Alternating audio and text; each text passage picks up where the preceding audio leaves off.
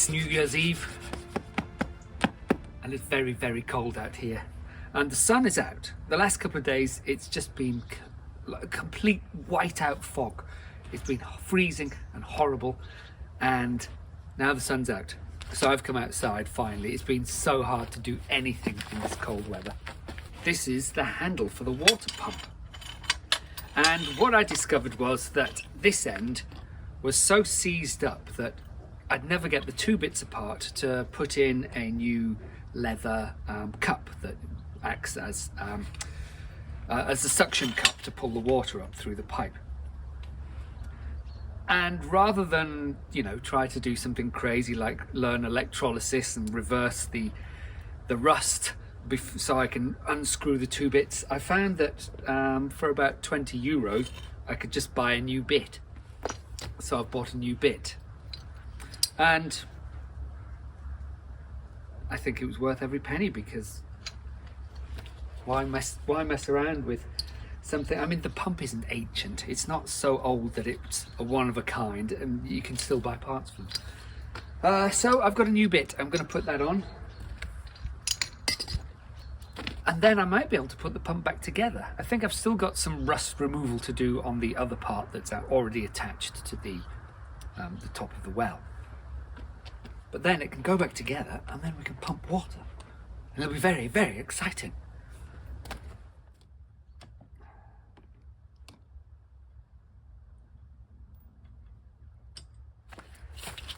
This is the correct part for the correct pump. The pump has its name written on it. I've got a part for it. However, they've not made the hole big enough to get the pin through, so I'm going to have to widen that out somehow.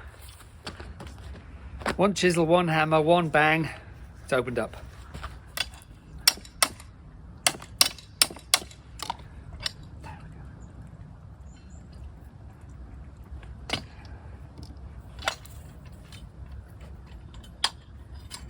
That's the new bit attached.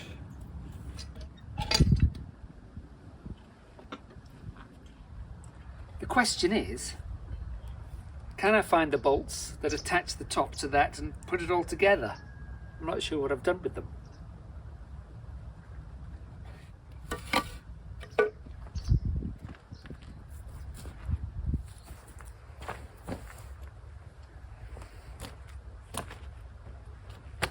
It's the weirdest thing. This bolt, and there's a little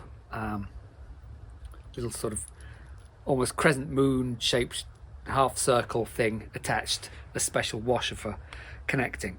I've just spent about 5 minutes staring down here.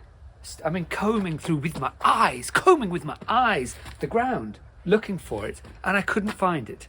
I'd moved everything to do with the water pump over into the barn, and there was one missing, and I knew that they'd been on the floor. I spent ages looking, so I thought, right, I'll just have to recreate one or something. I'm going to go back to the video and tell everybody that I've messed up because I've lost a bit.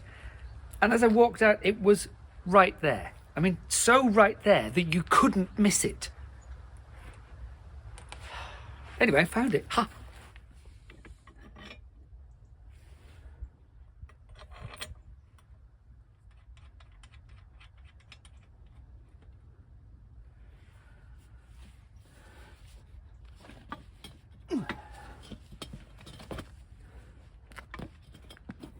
So it's all together, but I can't get the suction cup to go down inside the pump all the way because it's very tight.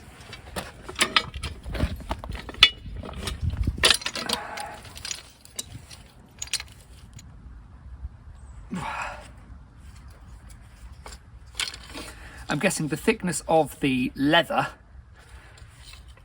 is just stopping it pushing down. Once I can get it in there, I'm hoping it'll soften up perhaps. Ah, better.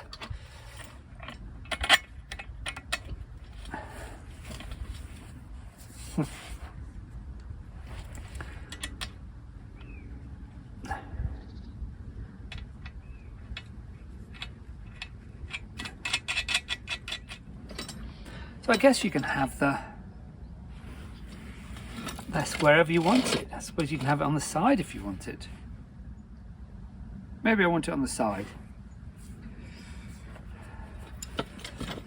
I'm having one of those days where I can't find the right tool for the job.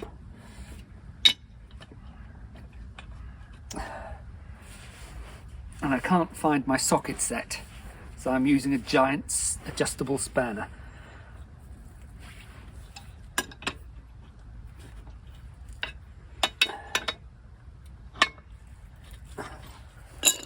But if you can make it work,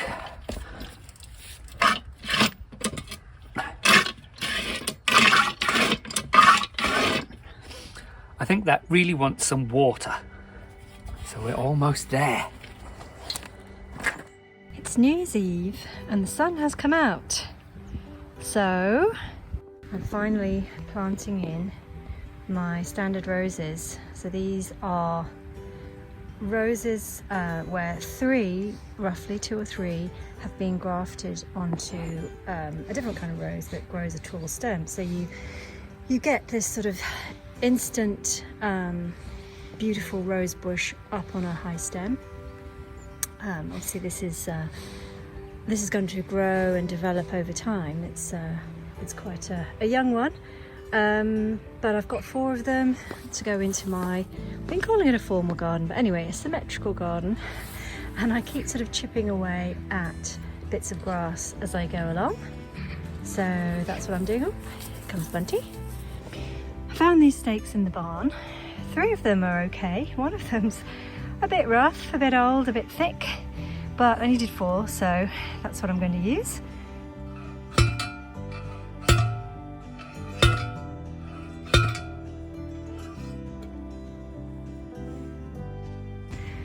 So this is the first of the Claire Austin roses that have gone in. Claire Austin, the daughter of David Austin, is a rose that I've grown in the UK and I absolutely love it. Sort of champagne cream flowers. It's a nice strong one, so quite resistant to disease and various things, and smells absolutely gorgeous. First one in, and on to the next. The 4 standard tree roses are now in. This is the quadrant, or the 2 quadrants nearest to the lake.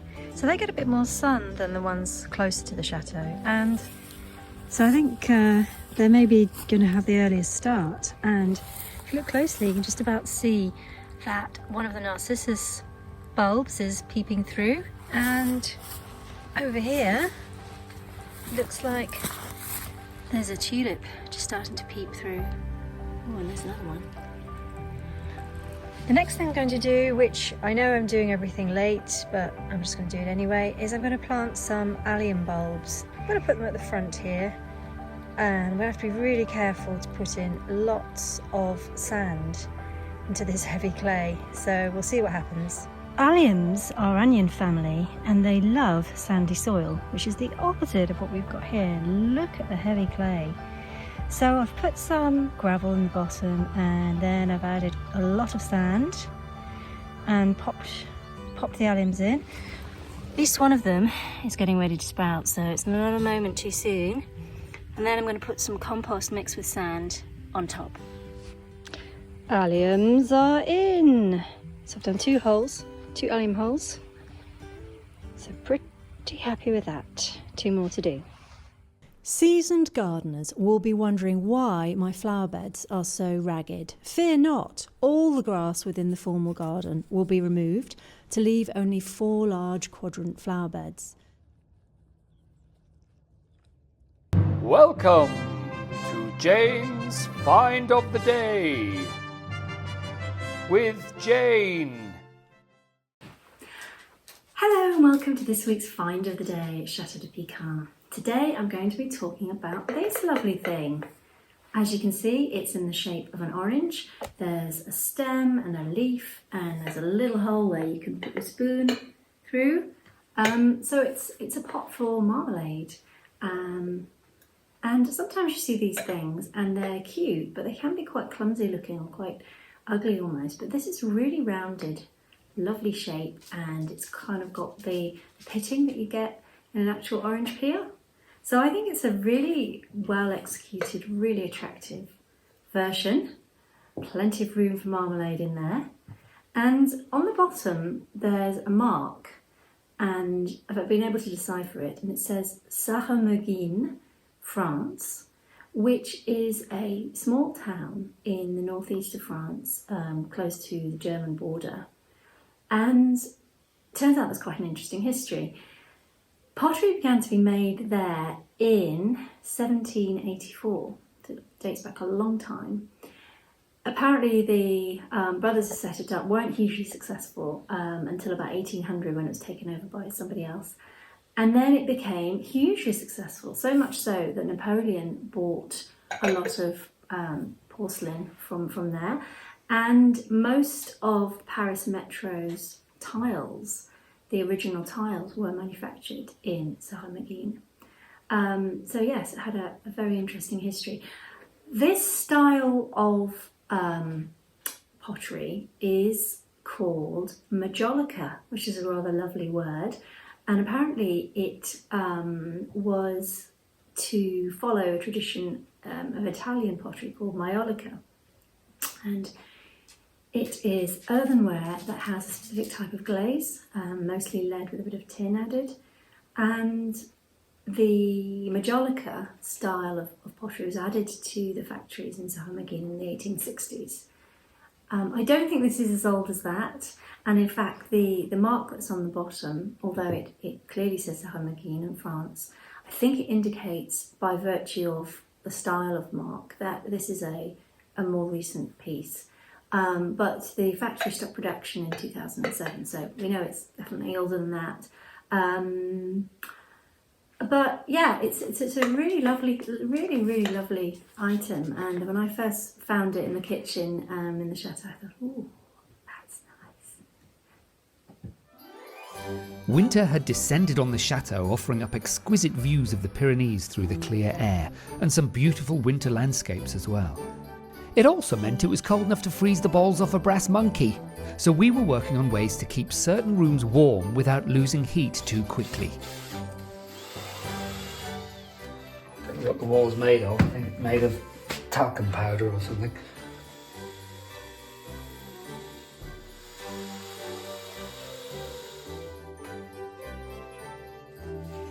Don't do this at home.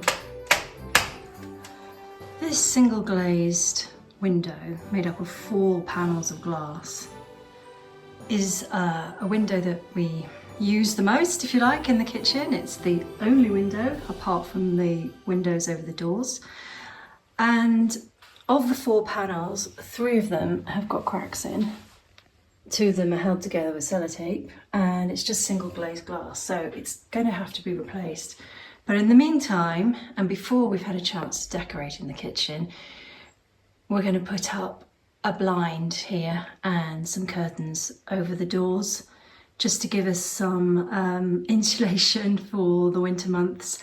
And it will also give insulation in the summer as well. I mean, this room does stay really quite comfortable in the summer, but yeah, insulation works for both hot and cold. Do you think it's going to hold okay? Well, I hope so. I don't think it's going to be terribly heavy. No. And it's got 3 brackets. Yeah, I think So it should between be them fine. it should be okay. Yeah. A new challenge for winter 2025. What DIY can you do in your fleecy slippers? So this is the new blind, and it is firmly lined, and it is soft and nice to the touch. Kind of velvety. Don't tell Rory doesn't like velvet, but it's velour, you could say.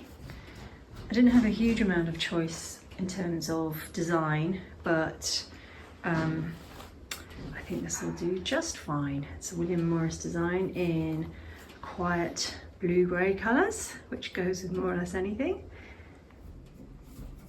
There's been some sort of old blind on this window before, and all that's left are the hooks in various places. So I want to get rid of these ones because they'll probably catch on the new blind as it's lifted and dropped down.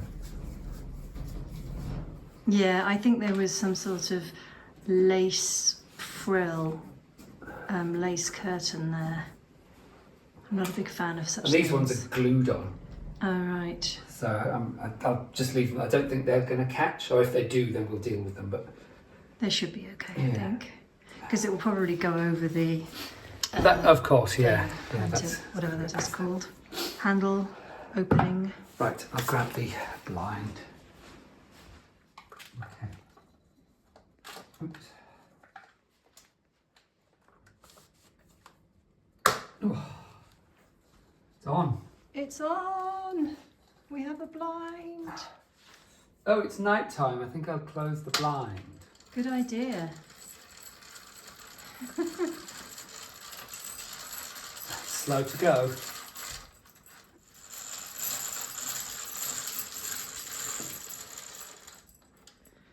Fab. You're washing these over there now.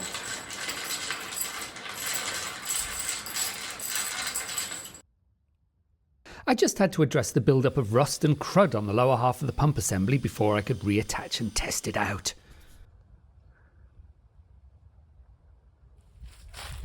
As ever, it's a good news, bad news situation. I found my socket set, which is the good news. Sadly, that's all the good news. The problem I've now got is that I ordered some seals, or a pack of seals. Not the ones that go, ooh, ooh, ooh. No, just some rubber ones. And they came, and they're not the right size. They don't fit. So I need a seal to go in there to sandwich that. Otherwise, I'll be sucking water up and they'll just start dribbling out here. So the best I can do today is to put it together anyway and see if the suction cup works and we actually start sucking water out of the well. And if we do, then we're almost there. All we need to do is get the right seal. And I know where I fell short. The bore of the pump is 75 millimeters, and that's in its model name. It's whatever the letters are, 75. And so that's how I found the suction cup. And so I thought I was doing right when I bought 75 mil seals. But no, a 75 mil bore pipe needs a 90 mil seal. That wasn't made clear to me, and I got that wrong. But never mind. They weren't that expensive. I'll just have to order more. It's just tedious because the time it takes. The other thing I haven't done yet is to bolt this down to the wood, and that's because over Christmas I've still not managed to get round to going and buying new bolts that I need to do that with. But this is just a test, so it doesn't matter.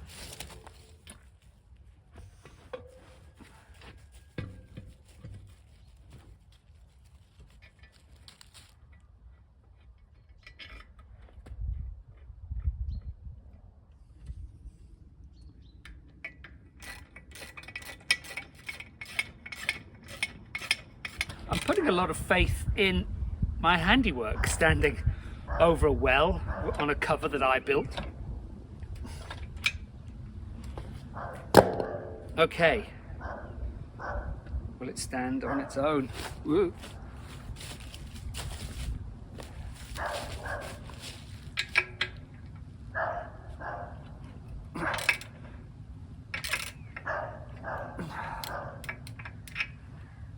So these are unevenly tightened, and that's probably because of the debris that I couldn't get out with the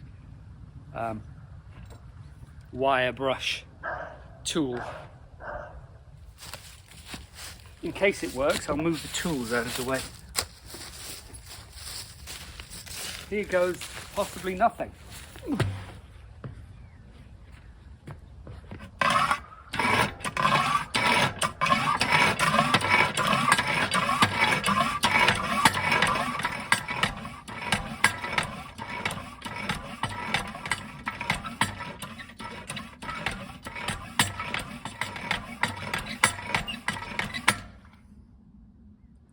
What it's not doing is its job. Well, we tried, we failed. It could just be the seal that's missing, that's meaning I'm not getting any, not getting a seal. And the air's getting in. Or it could be something else. I simply don't know. So I'll get the seal ordered, we'll try again. And we'll see what happens then. Looks pretty though.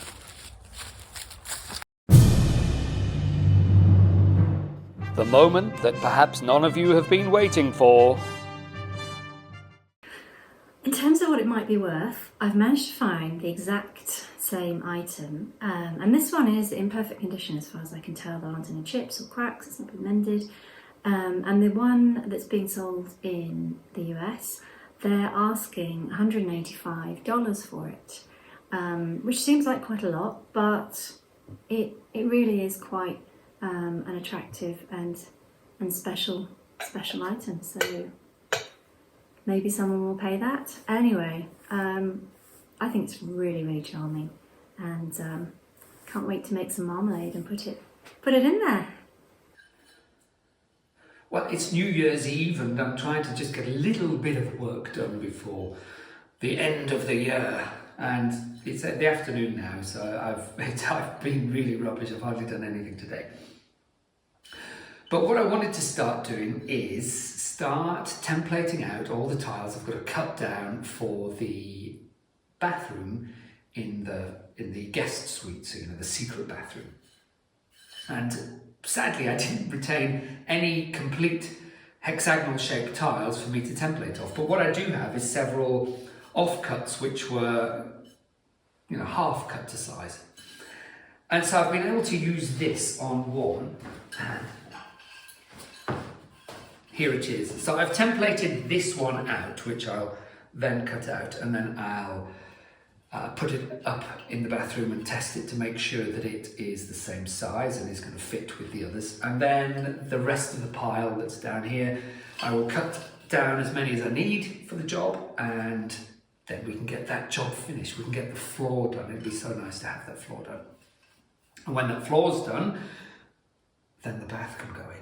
Well, the bath can't go in. No, I'm lying. When the floor's done, then I'll be working on the walls. When the walls are done, and I've put back the panelling, the wood panelling, once that's done, then I can put the bath in. So we're way off yet, but as long as it's done by May, which is 4 months away, we should be okay. There's plenty of time. It's just there are so many other things we'd like to get done by May as well, including a swimming pool. Anyway, step 1, template and cut out a tile.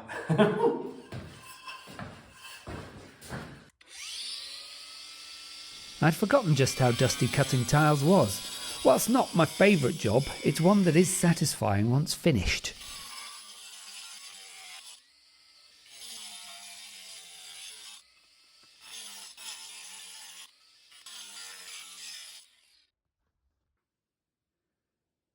This is the area that is still left to tile, which is where the bath is going to go.